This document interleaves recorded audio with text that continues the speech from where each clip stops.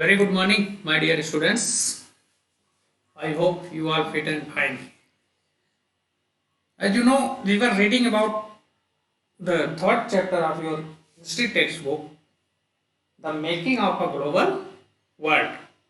In previous chapter, we also discussed about the pre-modern world and silk routes, food travels, disease travels.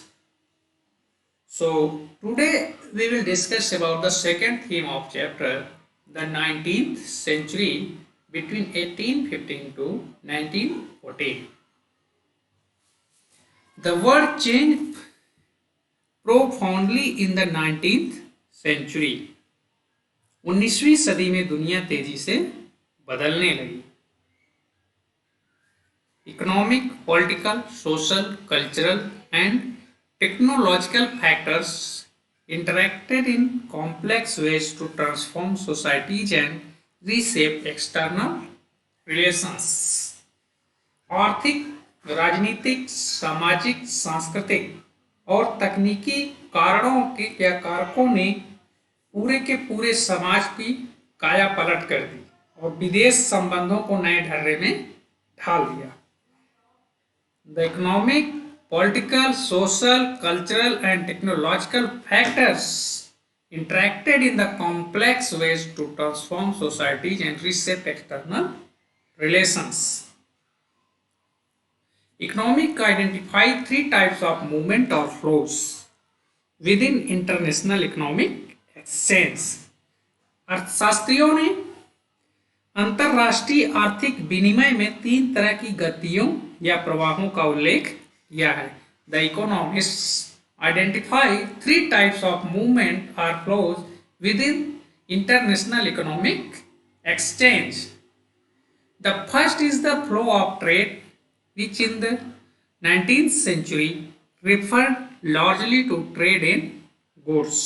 Example, cloths or wheat. The second is the flow of labor, the migration of people in search of employment. The third is the movement of capital for short-term or long-term investment over long distance. The first flow is trade in goods. पहला प्रवाह व्यापार का होता था जो 19वीं सदी में मुख्य रूप से वस्तुओं जैसे कपड़ा या गेहूं का होता था. The second flow the migration of labour in which the people is migrated from one place to another place in the search of employment. And the third flow is capital. Capital means पूंजी. In normal way you can say money. The third is the movement of the capital for short term or long term. अल्पकाल के लिए या दीर्घकाल के लिए दूर दराज के इलाकों में निवेश कर दिया जाता था. Over long distances. All three flows were closely interwoven and affected people's lives more deeply now than ever before. यह तीनों प्रवाह या फ्लो एक दूसरे से जुड़े हुए थे और लोगों के जीवन को प्रभावित करते थे.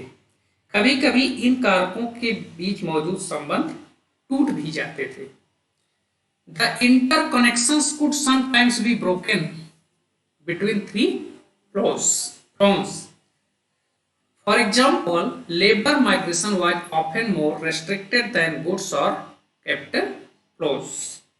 उदाहरण के लिए वस्तुओं या पूंजी की आवाजाही के मुकाबले श्रमिकों की आवाजाही पर प्रायः ज्यादा शर्तें और बंदिशें लगाई जाती थी. More restriction on the migration of labour than goods and capital.